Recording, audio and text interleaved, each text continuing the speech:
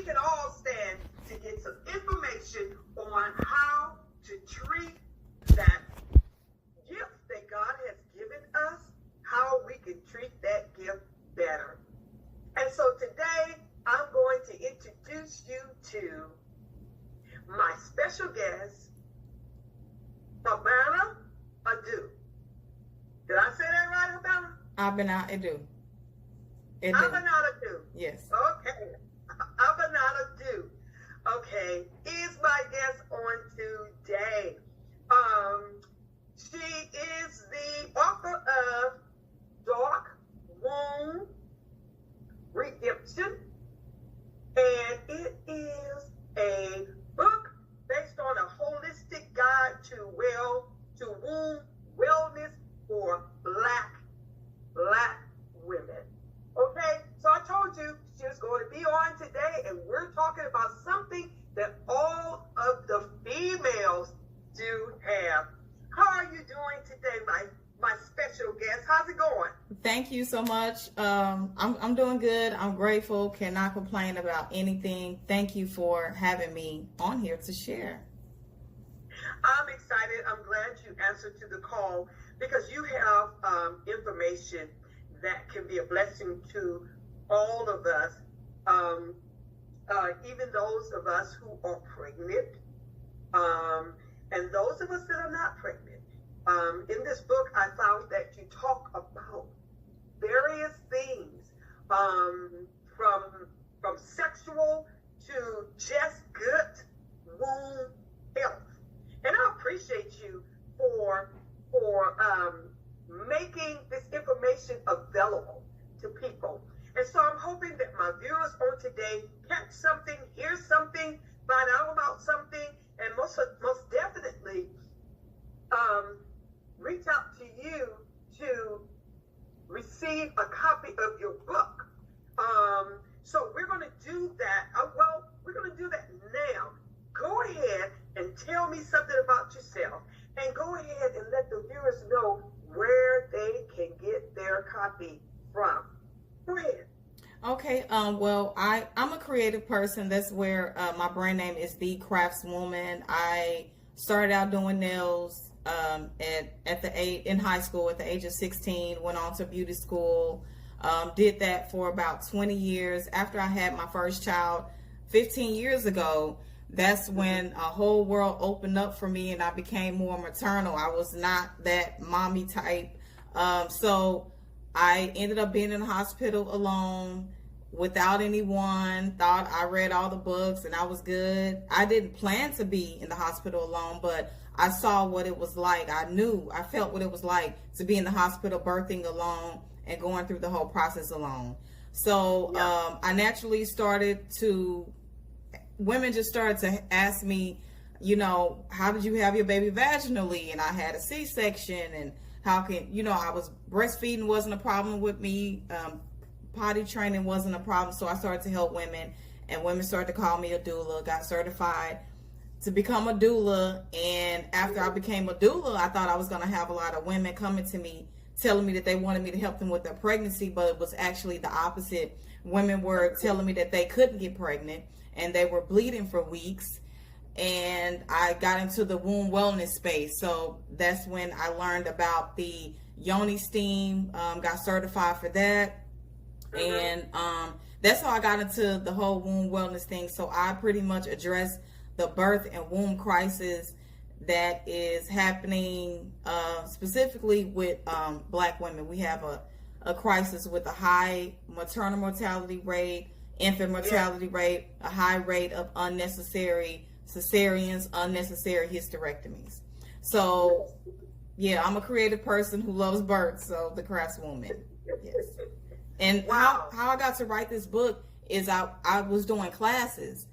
And I was like, instead of me, printing out all this paper, I should just write a book, even though I've always wanted to write a book anyway. But it's just a lot of stuff that a lot of women just didn't know. Yes, yes. You are on point on that, because reading your book, it opened up a whole lot to me. And it also took away the myth of certain things. So that I was thinking, or that I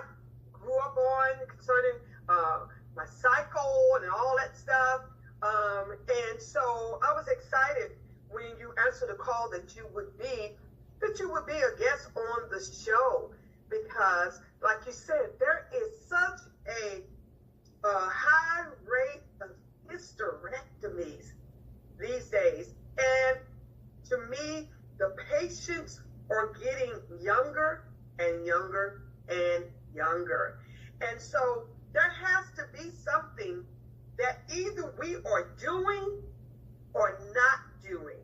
And so it's a blessing to have women of your caliber who can share, discuss, teach, and assist in making sure that our bodies are not toxic, and making sure that we stay in line with, God created us, and one of his main purpose for creating us was for us to not to destroy our temple. And believe it or not, our womb is a part of our temple. And so the dark womb redemption.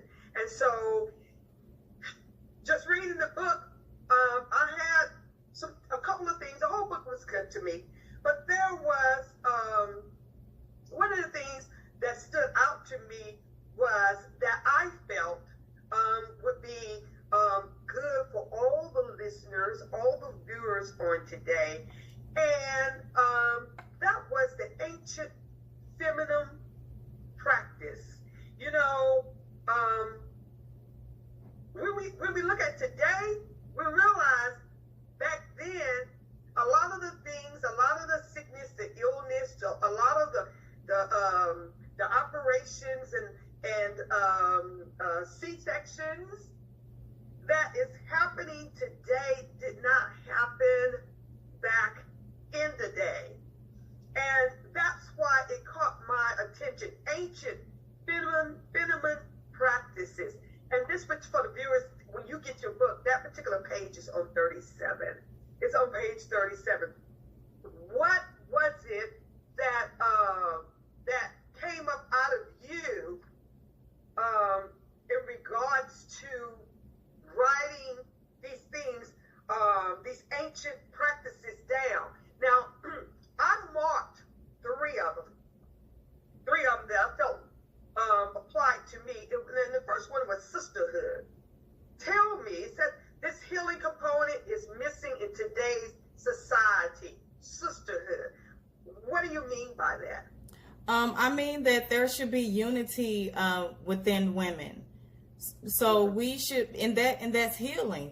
That's something that when a woman would give birth, she was surrounded by women. After she gave birth, she was surrounded by women. During pregnancy, she's like pampered and surrounded by women. So we're more of an independent. I don't get along with women. All women do, we talk negatively about each other, but we really need each other. We understand what it's like to have the womb, to have whatever issues that you have. Only a woman can understand. A man can't understand certain things that we go through. So I think it's important to have good sister friends because we provide healing and comfort for one another that no one else can. Yes. And you said in that statement, we should provide that type of communication without judgment, without drama, and without gossip. Having a great sisterhood, and I'm saying to my viewers, if you don't have a sisterhood or someone in your life that you can just call and say, look, I'm not fussing at you. I just need you to listen. I just need you to stand up straight and let me lean on you for a moment. And when you have, and when that person has listened to you vent, listen to what it is that you're going through, when that person has stood up correctly to be and I'm not talking about standing up physically, but stood up mentally to hear and receive what you had to say, to be a leaning post for you, to be a shoulder for you. When you have someone like that in your sisterhood, in your life, it can make life so much better for us as sisters, as mothers. It just gives us some outlet.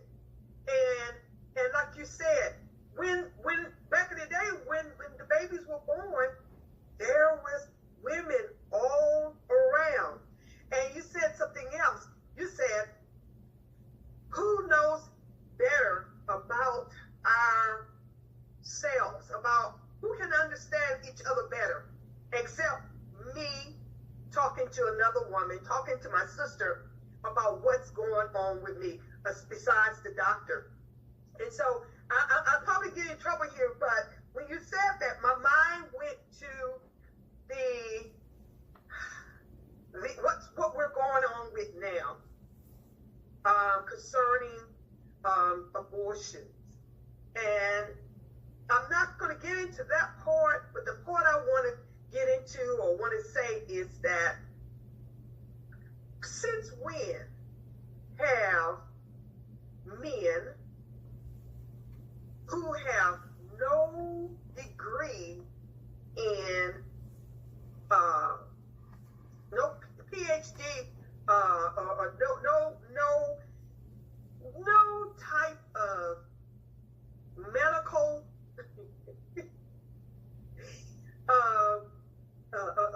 education of any kind, since when have those people without that education have the ability to come in and say what we can do with our, and I'm just going to use one word, our womb. And that scares me a whole lot because it's my womb. And so it just fathers me how people, males, can say what females should or should not do, and then those who are educated and whom we share our womb, our bodies with, and who gives us what we need to maintain our bodies, our wombs, which are the doctors who have the teaching, the knowledge, and now they have been put in a position where they cannot help us protect our wombs. I just wanted to just throw that out there because, you know, the elephant was in the room when we started talking about this. But yeah, sisterhood is a good thing to have. Now, another thing that caught my eye was dance. Mm-hmm. Dance. Another ancient phenomenon practice, dance.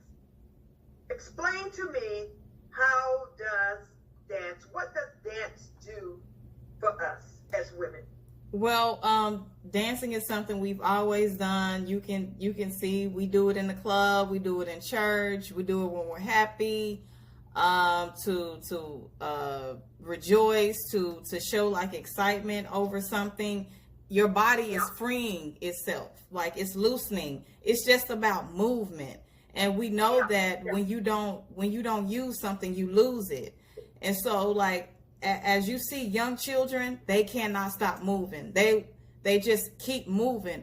But as you age, you stop moving.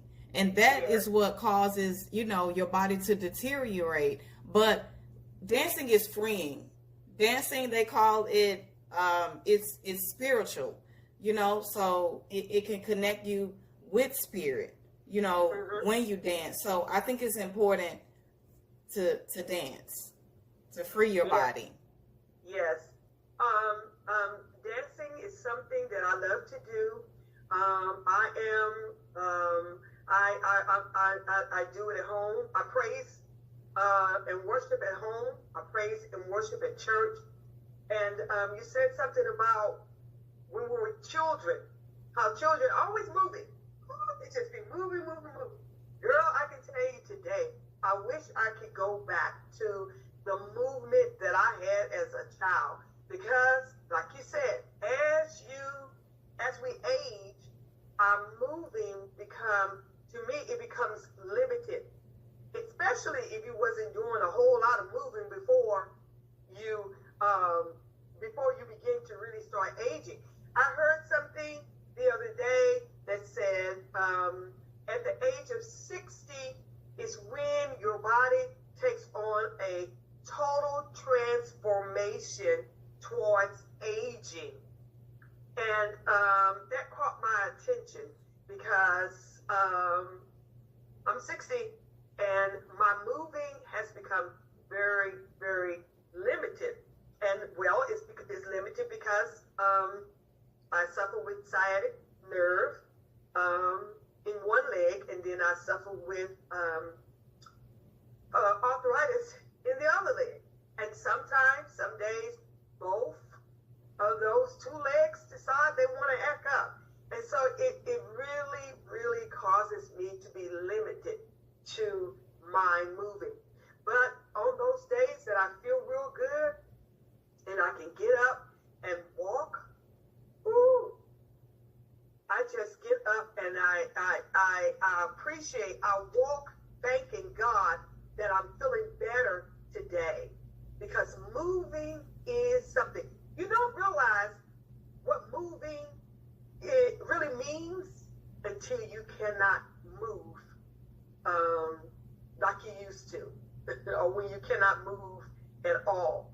And so you were saying that, excuse me. and then you said something in this right here about dance. You said twerking is an ancient womb dance practice. Yes. Really? Yes. So if you can see, like, it's not even like sexual, like in some African churches, they be doing some stuff that we would not approve of, but it's not considered twerking. They have a different meaning, or it's different to them to shake your body. When I'm saying it's a womb, let's get out of the vulgar. Let's not even think about the vulgar side of, no clothes on, all that type of stuff. What it does is it works out your core, and your midsection is where your womb is. And we understand that when your midsection, your core is not up to par, your whole body is not up to par. That's why people who get abdominal surgeries, whether it's C-section, hernia, anything dealing with that middle section, they can't walk, sneeze, do anything. So what I'm twerking, the actual movement is working out the core. So it's working out the womb area. Wow. Yeah. I did not know that. Yeah. I did not know that. Wow. Wow.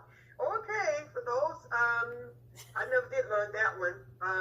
I've tried it, but I never did really, I can't grasp it. But you said something about the core. My doctor tells me all the time that I need to get my core. If I can get my core together, then I won't have that issue of walking, being stiff, walking bent over, and so you said something. When you start talking about the core, that is what a lot of us need to do work on. So those of you who know how to do that twerking, because when I saw twerking, first thing I thought about was, I didn't think of anything vulgar. I just thought about the dance itself. But when you express how it's nothing new, this particular dance has been done way back in the day. And so it's nothing new. And this purpose for this particular dance, it was for well-being. It was for well-being. Oh, okay. Okay, I got it. Okay, now, also you said something, and you said you have more than the three that I'm talking about in the book. But sing. Right. Sing. Turn on your favorite song and sing it with all your heart. That's something I used to do. I used to just,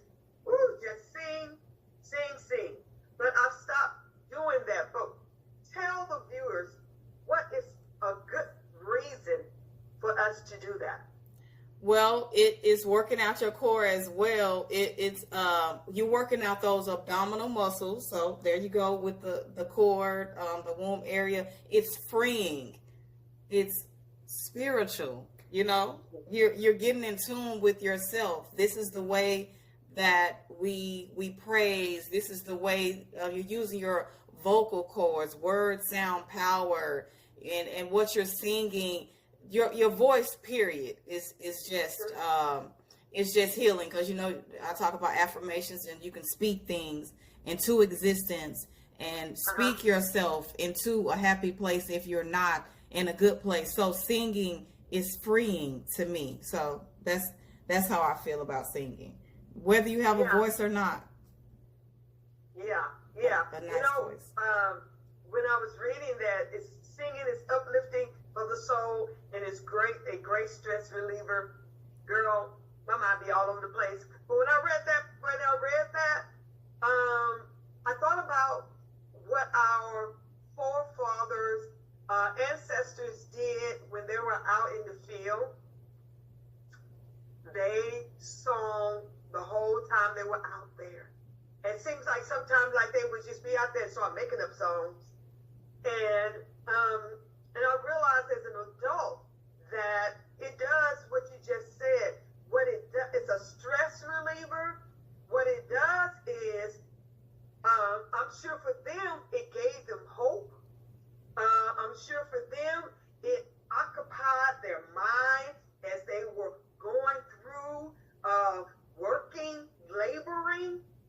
And for them also, I'm sure it was a way that they did a spiritual connection with God without the other people knowing that they were connecting with God.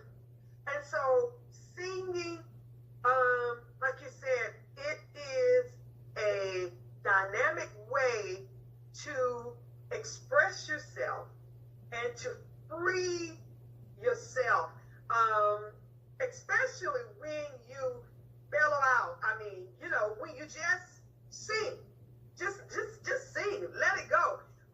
Sometimes you see commercials where a person be in the car and they just be singing, just out singing the radio. And sometimes I find myself doing that myself, and it just makes me happy. Mm-hmm. It makes me so happy. And so, yes, singing is a good thing to do for your core and for mental health as well. Now, I want to switch from that, and I want to talk about more of something that the viewers can think about getting into their bodies to help them, to help their temple, to make their temple better. So I went to the part where you talk about recipes. And you have plenty of recipes here, but viewers, I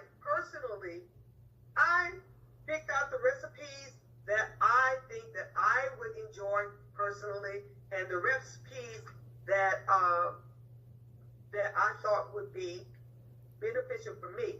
And as I was talking to Adu, I told her that this week I'm no longer doing sugar.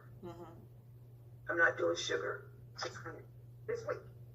And then I assured her that that's this week. I don't know what I'm going to do next week. But this week I am trying to live without sugar. And so one of the recipes that you talked about was the permissible, say that word for me, medicinal. Yeah, superfoods. Medicinal superfoods.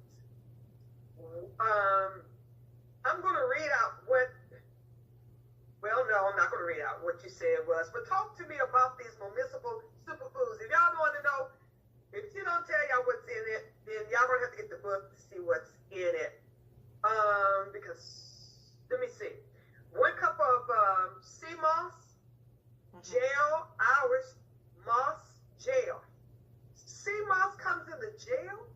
Yeah, so okay, so it can, yeah, so what you do is, it comes in like I can't explain what it looks like. I'm trying to explain what it looks like. Because I've done sea moss before. It was like, well, the one I did was in a package with little sheets. Yeah, yeah. So what you can do is blend that up. Okay. Yeah, you blend it up and it becomes a gel. Or you can buy the powder and you boil it with water and it solidifies like a gel. Okay. So as you can So then you say you can use that, or everybody's familiar with this, aloe vera gel. Yes. And I know you can get that at Walmart. Right. Everybody's familiar with that ingredient. And then you say add it to your favorite powdered herbs and use 2 spoons of moringa. Yes. Moringa. Yes. What is it? Moringa is another. It comes into a powder form, or you can buy it in a tea. It's a plant that has a lot of benefits in it. So when I'm saying superfoods, really any good food is a superfood, but that's just the new buzz. That's just the buzzword, like organic, detox, superfood. And what it means is that it has a lot of nutrients, like overwhelmingly more, like a lot of nutrients to help with the body. So it can have antioxidants, help your body fight off disease, build your immunity, help with your skin, your heart. I did a womb foods edition on my social media because I was trying to see what foods is good specifically for the womb. And, I noticed was a common thing was everything lowered your blood pressure. I mean, stuff like grapes, limes, avocado, it was cilantro, all these different foods that I was researching. And they all pretty much do the same. They provide a lot of vitamins, minerals. It's good for everything that's healthy is good for your bones, your skin, your muscles, all of your heart. So I'm just seeing the same thing. That this is good for cardiovascular disease. This is good for bone health. Lowers blood. I'm like, everything lowers blood pressure. So it must mean that the opposite of things is going to do the opposite, which is create dis-ease, illnesses in your body. Yeah. Okay. Now, instead of celery bites, is there any nutrients in this particular celery? In this particular recipe, it's yes. Chop each celery stick into quarters, fill the inside with almond or peanut butter, arrange neatly, sprinkle with cinnamon, and serve on a large tray. Now, is this something more like a snack that? Yes. Something like me that's trying to get away from sugar, yes, but yet and still get a. I love peanut butter, and I know I can buy it naturally. And, this could be a snack for someone who rather do stuffed celery sticks instead of potato chips. Yeah. I mean, you got your crunch, you got your creamy peanut butter, and the cinnamon is just probably something for looks. You don't have to do cinnamon. It was just probably like a touch of, like they do garnishes and stuff on something. Yeah, but cinnamon does help with your blood sugar and stuff like that. Yeah, so when I would go to family gatherings and, it's like everybody brings something and everybody would always feel like, if I didn't eat the meat, like, what's the other option? So that's something that I used to bring to the family gatherings, and they would eat it because, people feel like if you're not going to eat the standard American diet, what are you going to eat? So, yeah, celery is good for hydration, constipation, and the peanut butter is going to have the different fatty acids that you need, protein. So yeah, it's a good snack, and I mean, I like it every now and then. It's not nothing you probably want to eat every day, but it's just a good option as far as a healthy snack that's not processed. We just want to stay away from stuff, bought in boxes, purchased in boxes. Yeah. Yes, and that's what I was looking at it as. I love to do snacks, and I most of the time like to do it at night. And like you said, that crunchy. I need a crunch, and I need a creamy. Those are two things that I enjoy: a crunch, a creamy. And my creamy is ice cream. Mm-hmm. Oh my God, that's really what I am trying to withdraw from. You can make your own though.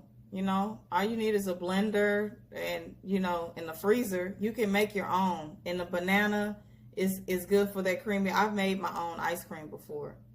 They have recipes also. Okay, well, thank you. And because I need to look into that, because they have healthy ice creams too. They do? Yes, they have healthy ice. It's a healthy option of everything out there. Well, yeah. I'm not going to act like that's brand new to me. I know there's healthy ice creams out there, but you like what you like. I like what I like, and if I'm going to do it, I might as well go and do it right. Hey. Ben and Jerry are my sidekicks, and so Ben and Jerry are my sidekicks, and then the other sidekick is Haagen-Dazs. Mm-hmm. And so I like what I like. But maybe if I start making my own, then I could make it according to my liking. Yeah. So, but you can use dates. You can use dates. You know dates? You heard of dates? Yes, I have. You can use dates to replace the sugar. Okay. It's really sweet. Because I'm doing smoothies, and I went and got my smoothie the last couple of days.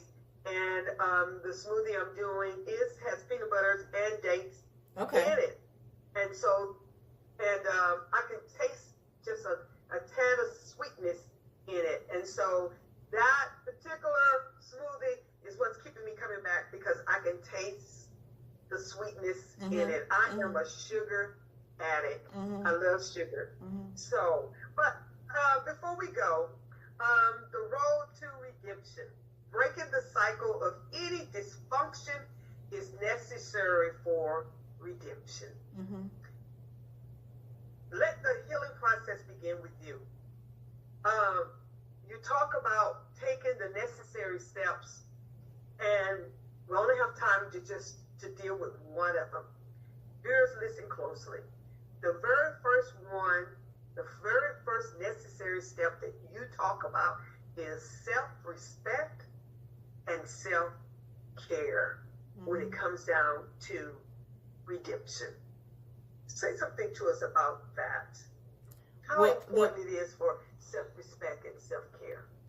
Well, the way you treat yourself is the way others will treat you. So you're basically telling people how to treat you by the way that you treat yourself. Another reason why I wanted to write this book is because I see that, I'm in my 40s, so I've seen a bit of change in this generation, how it has, everything has become demeaning. Not everything, but like when you look at the media, the TV, the music, everything is derogatory, over-sexualized. And we, because I'm writing this book to Black women, of course, anybody can benefit from it. When we think of Black women, we don't have that self-respect the way we used to. The way that our grandparents would dress up every day, wear a suit every day. No matter if they're just going to the store, going to the market, they have self-respect for themselves. And the way that you show up is the way people will treat you in most cases. But having respect for yourself, it is something that you have to do before you looking in the mirror, before you go out and you face the world. People are looking at you. So you have to respect yourself and treat yourself. So that's when it comes to how I'm going to treat my body. You know, this body is all I have. So I need to treat it good by thinking about who I'm sleeping with, who I'm spending time with, all of this stuff. So yes, self-respect. You have to have self-respect, number one. Yeah, yes, it matters. I hope my viewers heard what she said, because self-respect and self-care matters. You really can't get very far healthy, both spiritually and naturally, without good self-respect and self-care. Thank you so much. Thank you so much for being with me on today. I appreciate you for answering the call, and you have given myself and the viewers something to think about. And so again, I want to just tell you thank you. Thank you so much for having me. And for those who's interested in getting the book, how can they reach out to you?